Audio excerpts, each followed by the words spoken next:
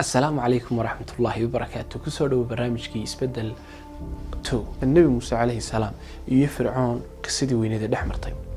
نبي موسى مركي فرعون الله صدري يا وش جاي إنه النبي هي إله كلي أنا وكسر دونك أو إله دونك أبو ريعة أي فرعون أنت سميه رجلين وأنا حناقي ويهرب وحوش يكتي دونك ربك أبو ري إنه السجع أو كلي وياه نبي موسى مركي وكصاب حي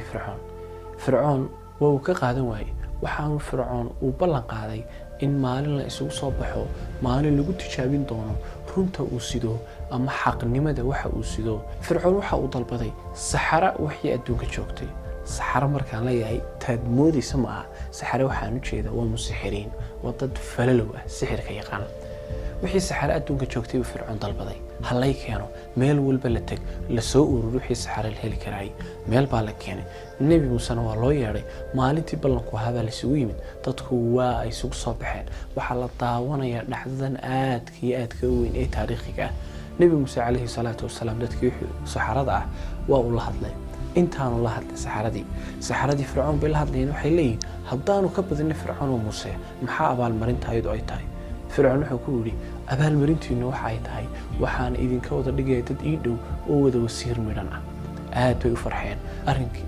aad bay u farxeen way dhiirigelisay arrintaasi way ka go'an tahay inay jabiyaan oo ay ka badiyaan nabi muuse calayhi salaatu wasalaam hase haatee arrintu siday doonaysay ma noqon nabi muuse wuxuu saxaradii amray oo musixiriintii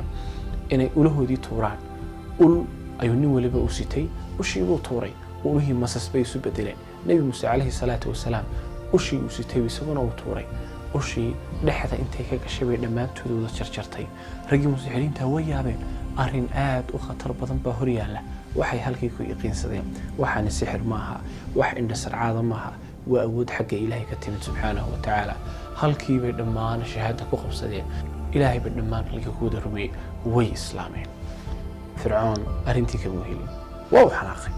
wuu qabsaday wuu hanjabay hase haatee arrintaasi way ka socon weyn waxa uu hanjabay inuu gacmaha jari doono cagaha uu jari doono oo qurub uu saalin doono haddii ay ka noqon waayaan arrinta ay galeen hase haatee way ka noqon waayaan waxay u jawaabeen saxaradii iyo musixiriintii anigu ilaahay baan u toobad keenay waxaanu damacsannahay inuu ilaahay noo dembi dhaafo ayaanu damacsannahay waayo dad khaldan baanu ahay adigaan na soo waalay na soo naqasbay saxaradii dhammaantood gacantaa loola tagay waa la wada laayay raggani maanta gelinkii hore waxay ahaayeen dad gaalo ah waxa ay doonayeen oo inta itaalkooda ah ay ku dadaalayeen inay nabi muuse dilaan ushiisana ay ka badiyaan hase haatee gelinkii dambe waxay noqdeen dad muslimiin ah ilaahay keligiina rumeeyey arrintaana u shahiiday ilaahay dartiina u dhintay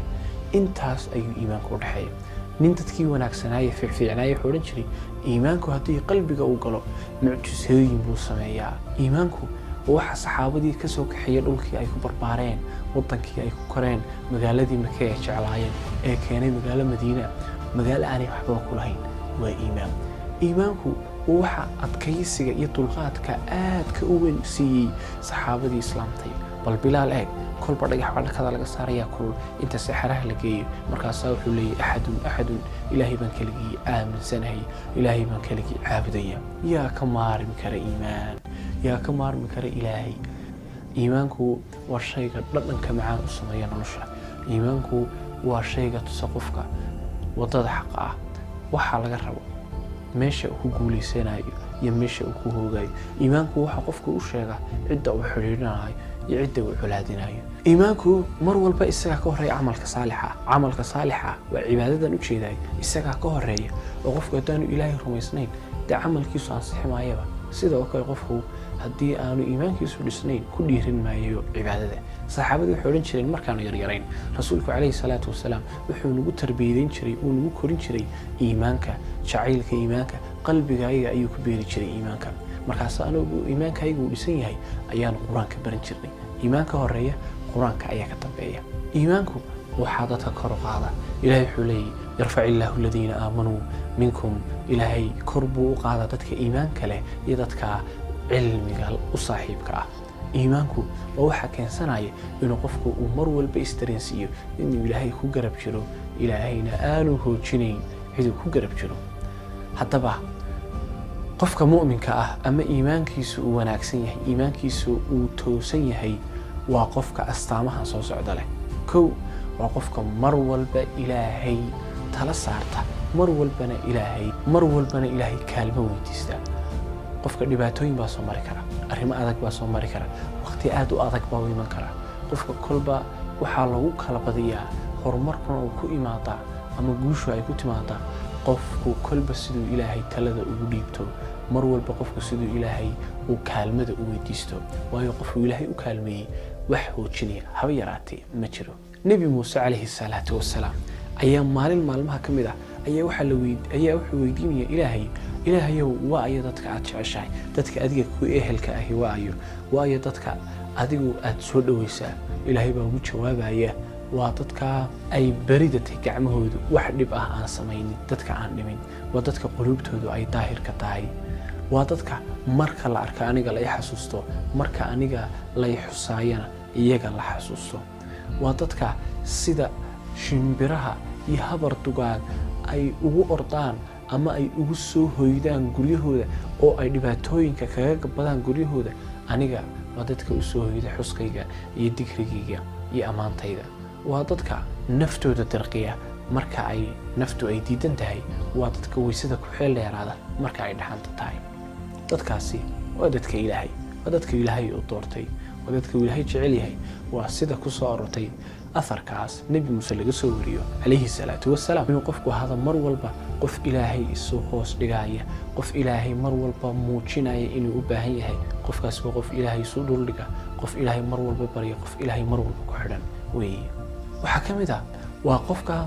acmaashiisa iyo shay wal uu samaynayo ilaahay dartii u sameeya, cid kale waxba kagama rabo, in la ammaano ma rabo, in wax lagu siiyo ma rabo, inay cid kale arrintaa ay ku abaal marisana marnaba dooni maayo. isagu ujeedada koowaad ee camal wal oo wanaagsan ugu sameeya waa ilaahay dartii. waa astaanta dadka wanaagsan ee dhammaantiin laynaga rabo inaynu wada lahaano. waa dadka ilaahay mar walba ku kalsoon. nebi muuse calayhi salaatu wasalaam waxaa dhacaysa fircoon baa soo weeraraya, wuxuu doonayay inuu dhammaan wada baabiyo wada laayo. nebi muuse waa loo sheegay inay baxsadaan, hase haatee baxsigii waa uu ka soo oodmay oo waxa ay socodkoodii uu ku dhammaaday meel bad ah. meelay u cararaan bay leeyihiin, dadkii way naxsan yihiin, marna baddaa la gelaya, marna waa laga soo noqonaya. nebi muuse loo yimid oo layidhi ma halkanaad noo soo waday? nebi muuse markii liixa uga jawaabay, weliba si nin ay kalsooni ka muuqato maya,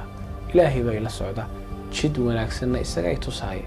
in yar kadibba nebi muuse waxaa la amray ushaada ku dhufo badda. baddiiba ku dhuftay, baddii baa waddooyin midheedha ka jeexmeen, halkaasay reer bani israa'iil ka baxsadeen. qofka iimaankiisu dhisan yahay waa qofka kalsooni dhab ah ilaahay abuuray ka haysta. اللهم صل وسلم على نبينا محمد. والسلام عليكم ورحمة الله وبركاته.